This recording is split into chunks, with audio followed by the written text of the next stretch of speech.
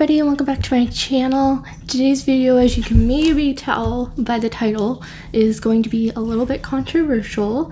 This isn't a new idea coming from me. I'm going to link Not Another Jungle's Instagram. He made a post recently about sustainability in growing plants and stuff, and brought up a really interesting topic, which is that of fast planting, or the similarities in fast planting and fast fashion kind of stuff. And if you don't know, fast fashion is essentially where you buy super cheap clothing, or the ability to buy super cheap clothing, but it doesn't last. It doesn't have, it's not sustainable. So oftentimes it comes from like sweatshops and places where people aren't paid a fair wage. And then as a result, those are super cheap products that consumers can then buy, but they might not necessarily be of high quality. And so they end up in landfills very quickly, and it contributes to a lot of waste and a lot of environmental issues that we have today as a result of fast shopping or fast fashion. And what I'm going to be talking about in this video is fast planting. So I just want to put out a disclaimer there really quickly first. My shirt, wait, this isn't the disclaimer, but my shirt is covering cat hair. You're gonna have to excuse that. One of my cats likes to sleep in the bin with my shirts and stuff, so it's kind of hairy. But yeah, I just wanted to put out a disclaimer that I'm not talking about rare plants like that are being, bought and resold for unbelievably high prices, or people who go and buy a full plant and then chop it up into cuttings and resell it for the same price as the plant was originally. I'm not talking about the gatekeeping in the plant community. The prices, a lot of people are advocating for cheaper prices for rare plants, and to make them more available to everyone and more accessible, not just have it be plants that are available to people who have the money. And that's where tissue culture has come in and kind of made plants more accessible to people, because the faster that they're produced and the more that can be produced, obviously the value will go down, and the more people that will be able to access those plants despite their income. The problem, however, is not with the expensive plants. I agree that there is a price problem with certain plants where they are being, price gouged, and people are selling for hideously expensive prices. Here, one of the plants that gets sold is Cebu Blue, and you can get like a 2-3 leaf cutting, and I've seen them go for $80 or more.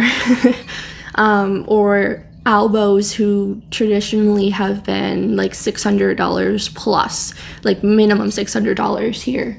And those are plants that could come down in value to be more accessible to people. That's not what I'm talking about today. I am all for making high-end rare plants more accessible to people. I don't have an albo because I can't afford one. It's just not realistic for me right now. I would love to own one someday.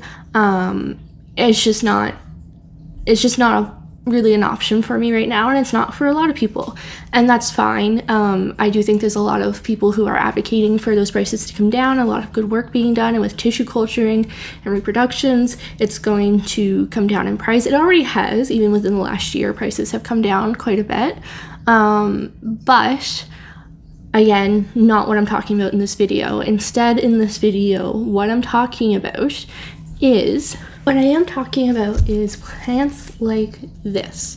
So this is an incredibly common plant.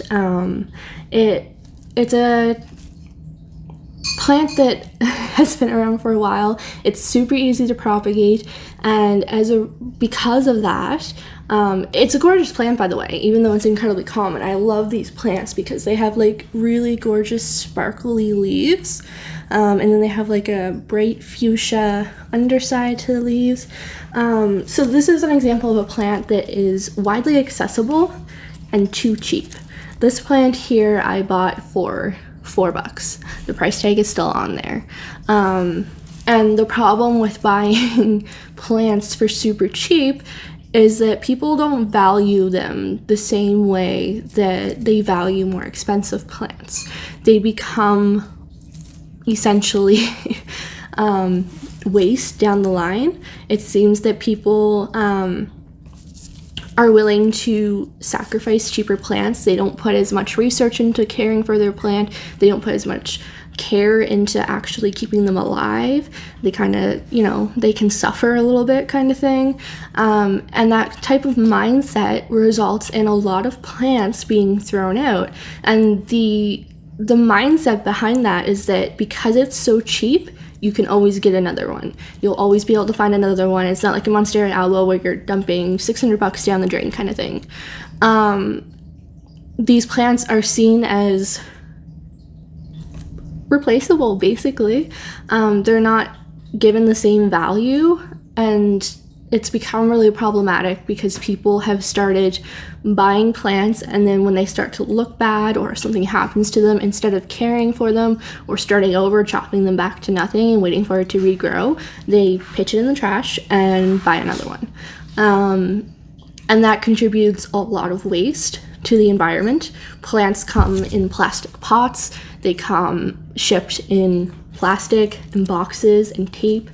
There's fertilizer that goes into growing them that isn't sustainable, and so the more that you have to buy to replace plants that you've already purchased and the less care that you put into taking care of them, essentially the more waste that's going to build up as a result. And I'm someone who has been incredibly guilty of this. For example, one of the worst plants that I do this with is my calatheas. I find at certain times my calathea care just goes out the window, and they're super cheap. I always find them, you can get them at Home Depot, Walmart, big box stores all the time, and they're reasonably priced, so it's easy.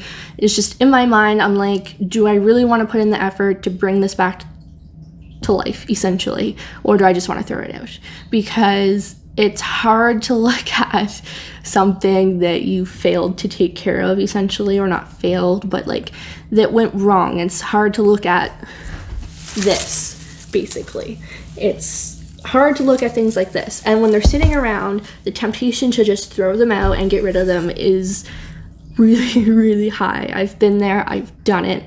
And I've contributed to that problem, as do many people, and I hope that after reading Not Another Jungle's post and after this video, you might maybe reconsider how you go about buying plants and then caring for them, in the sense that maybe you should consider, instead of throwing out plants that you no longer want to care for or you don't really care about,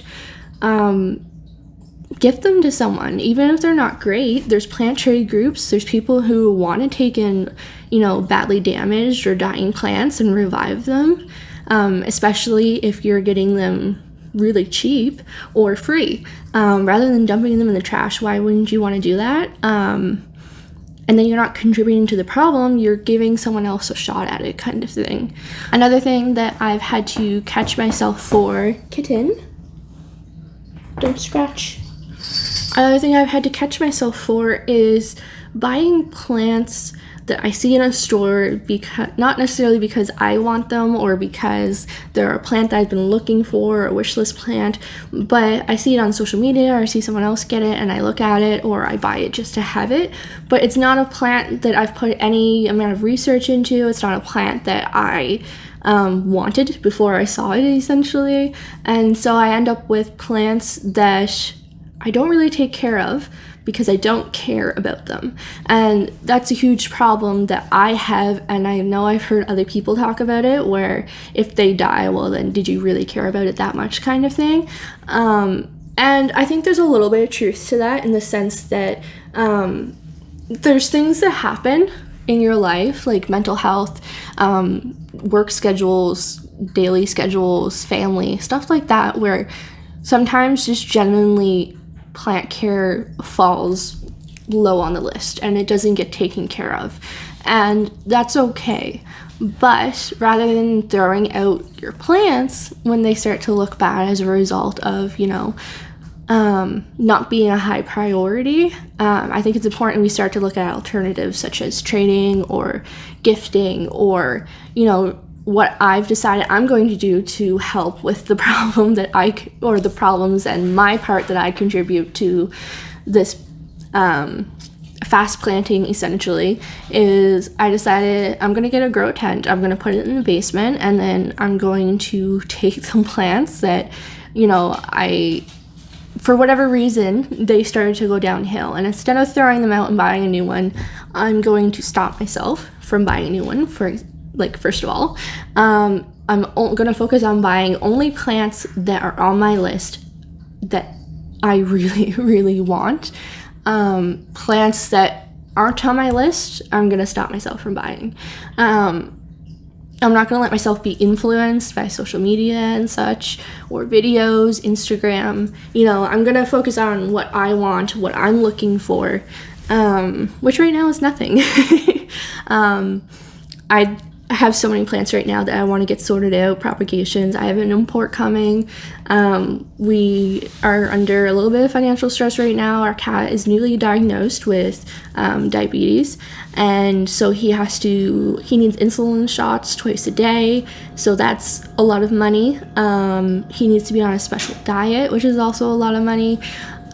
So my focus right now is not on buying plants. It's on taking care of the ones I have and propagating and trading and giving back to the community, essentially. And my focus is going to be on reviving my dying and dead ones, which I am actually going to get into in this video. That's what I'm going to do. And I feel like it's going to feel good to start over. But yeah, I'm going to order a grow tent in the basement, and then I'm going to put all the things I don't want to look at because it's like a sore site. I'm going to stick them in the basement in the grow tent where I essentially don't have to look at them. The humidity is high, so I don't have to worry about watering them, very often. And they're out of sight, so they're not hurting me, and I'll just go down when I have the time to take care of them, water them, do plant care, and then I don't have the temptation to throw them out. And then I'll grow them back, and if I want to keep them, I'll keep them. If I want to trade them or give them away, then that's what I'm going to do. But to start off, I have about 4 caletheas that I'm going to chop up, and then I have this Boston fern here. I don't know what I'm going to do with this yet. I need to find out how to propagate it, because there are some leaves that are still like okay, or like strands. So I want to figure out how easy they are to propagate. Like, is it just like a situation where you just stick it in some moss or something and it will grow roots? I don't know. Or if I need to like divide it up. I'm not going to divide it up. If that's what I have to do, I'm just going to cut it back. But basically this Boston fern, I'm going to cut it all the way back. I'm going to cut all the caletheas back and start completely fresh with a pot of soil and roots. And I'm going to let them come back up again. So I'm going to grab scissors and I'll get right into it. Okay, I'm back. I got my scissors and I'm ready to get scissor happy, essentially. So there's actually some new growth coming on here, so I might actually be careful where I'm cutting and try to keep some of the new growth, because why would I chop it up?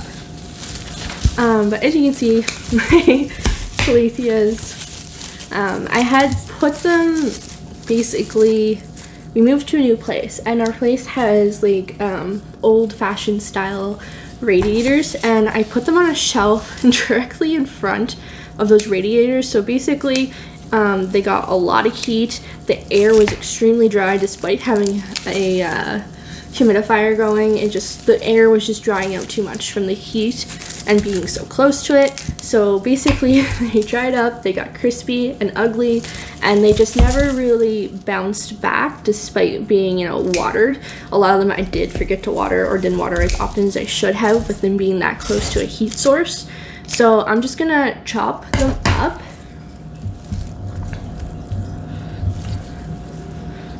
And hopefully do better the second time around. I'm gonna get all this dead stuff off. And another thing that you can look into, because I was talking to a friend recently, and we were just kind of talking about plants and propagating and stuff and what we were currently propagating. And it got kind of brought up that, oh, I have so many plants and propagations going that I think I'm just going to start throwing them out rather than keeping them. And, you know, it's not as bad as throwing out the entire plant, I guess, but there's people out there who would love to have those cuttings. It would make their day.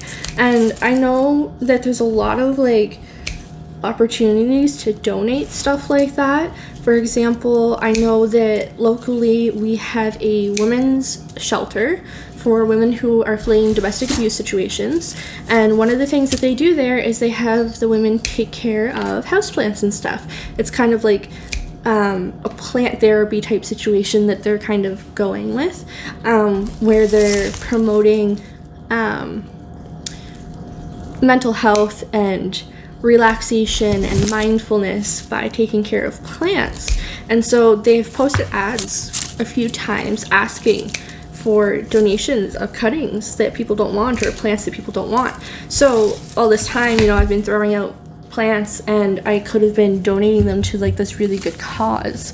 So I think even just getting informed about what's in your community and what you can give back, because this is a hobby for me, and I do sell too a little bit, but you know, not to the point that I'm living off of it or anything. But I think that when something's not fun for me anymore, or I'm not enjoying something, there's someone else out there who will, and I think I have to start being more mindful of that. And so, you know, if instead of, you know, pitching stuff from now on, I'm gonna start anything that's, you know, doesn't look literally dead, I'm gonna start donating to this place. Like, worst case scenario, there's women there who are going through stuff and would love to have something of their own to take care of. Some women have left with literally nothing. And I actually, so the reason I know all this is because I actually worked there for a little while. So I know for a fact that they're always looking as well. And sometimes I'll like drive by. It's actually pretty close to where I live. And so I'll drive by. I'm just going to throw everything on the floor right now, a monster. I'll drive by and, you know, you can see they have like a little like sun porch type thing going on, and you'll drive by and the windows are just full of plants, and it makes me so happy to see, you know, that plants are bringing someone else happiness and peace of mind. But yeah, I just wanted to mention that, like, if you, worst case scenario, if you don't know what to do, start calling places and find out how maybe you can give back to your community with things that you don't need or want anymore, rather than contributing to a problem. You can, this one's got a lot of growth too, so I'm gonna attempt to be careful with my snipping.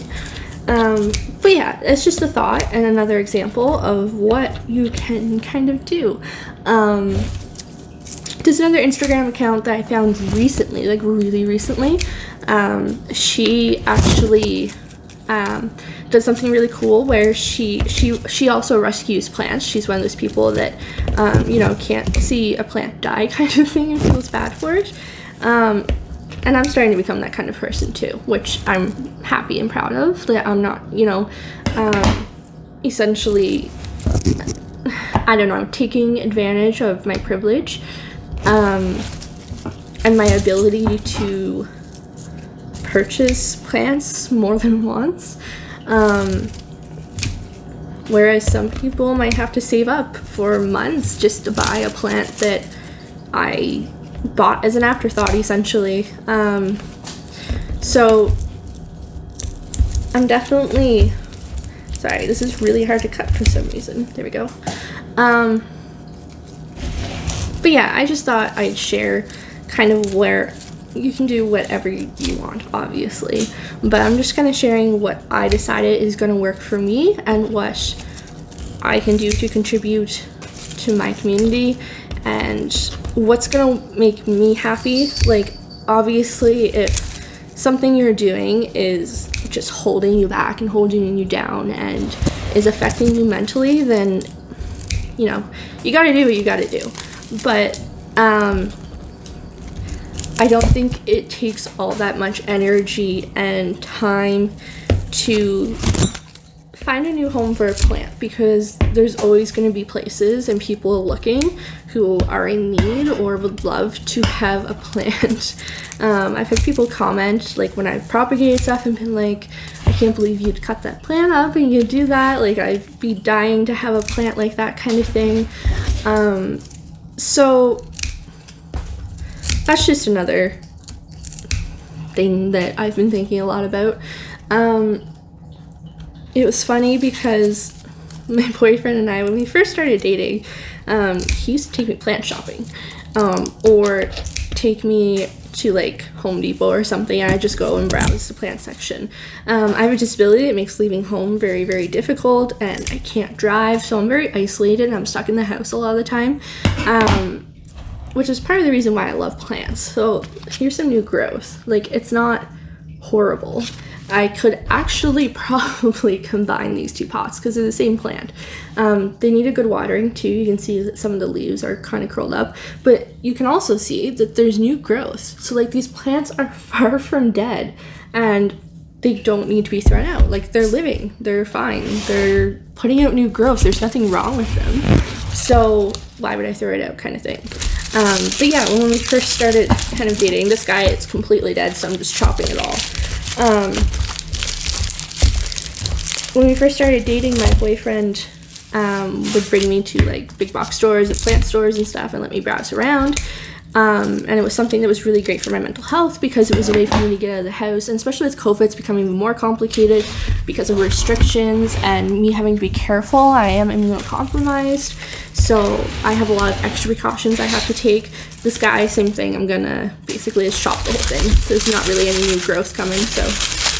And it is dry as heck. So, I'm about to have some furry help from a kitten. But yeah, basically, I went into this, I just got dirt in my mouth. So these guys I just completely cut back, and it looks like a pile of dirt, and that's fine. I'm gonna put them in the grow tent in the basement. They'll have lots of light, lots of humidity, and they'll be growing in no time. I'm actually really excited because it's spring, so it's a good time of year to be like starting fresh and everything. But back to my story, I keep getting sidetracked. I went into the store at one point and I came out with a bunch of monsteras. I think I had 3 or 4 monsteras. And he just looked at me as I was putting them in the trunk and he was like, why did you get the exact same plant? Like, I have lipstick in my teeth, sorry. He was like, why are you buying the same plant 4 times? Like, why do you need 4 of them? And I was like, well, I killed my last one. I obviously don't know how to take care of monstera very well, so I'm gonna buy a bunch and then hopefully one lives. And that was my mindset, that, you know what, these plants are cheap, these monsteras are goodbye.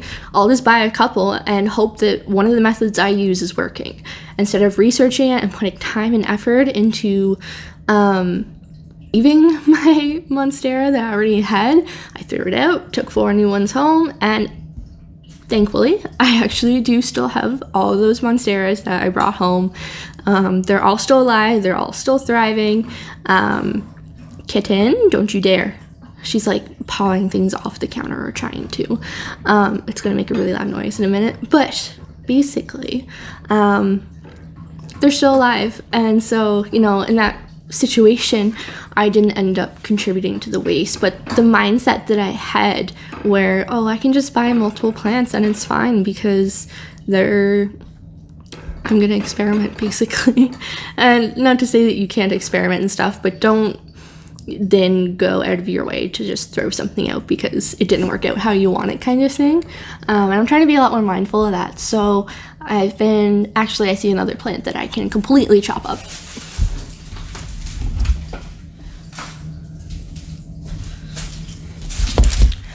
This peperomia sits on a really dark shelf, and so I don't know if it got overwatered or underwatered, but basically it's unhappy. So I'm gonna pull all this old stuff out. and clean it up because, again, there is new growth coming up through here. I actually didn't know that there was new growth. I was honestly, this is one of the plants I was just going to pitch because I thought it was completely dead. But now that I'm pulling apart the dead bits and stuff, there's tons of baby new little leaves coming in. So that's awesome. I will add this guy to the grow tent when it comes, which I will also do a video on. But look, there's like, oh, there's still some more dead bits in there. Oh, sorry, kitten. I apologize. I didn't mean to put it on you. But see, there's tons of like little baby peperomias coming up in there. Peperomia is one of those plants that I'm really bad at taking care of. I never know if I'm overwatering or underwatering. I'm also incapable of propagating them. That's something I've been trying to learn. But yeah, so here's another one I'm gonna add downstairs. And now what I'm gonna do with the Boston fern is I'm gonna chop everything off, and so the basket itself, like the pot, will regrow and come back, and then I'll pick out the pieces of fern that I need, find out if they're propagatable and they can be propagated. I'm gonna stick them into their own pot and try and get them rooted, and I'm actually gonna use them in my gecko terrariums, or my gecko bins. I have bioactive enclosures, so this will be awesome for them. I'm trying to think if there's anything else I need to chop up right now. And I don't think there is. I think it was my calatheas, this fern, and that peperomia. I think I'm doing good right now. Everything else I'm going to keep trying to keep alive as is, but those were just, I couldn't look at them anymore. It was painful, and it made me so miserable. So I fixed the problem without throwing it out and contributing to another problem. So I'm happy with that. I hope you guys enjoyed this video. Be sure to let me know what you think in the comments. I know it's a controversial topic, but let me know what you think, and any tips that you might have for not contributing to wasteful planting. I'll see you guys in the next video. Thank you so much for watching, and I'll see you next time.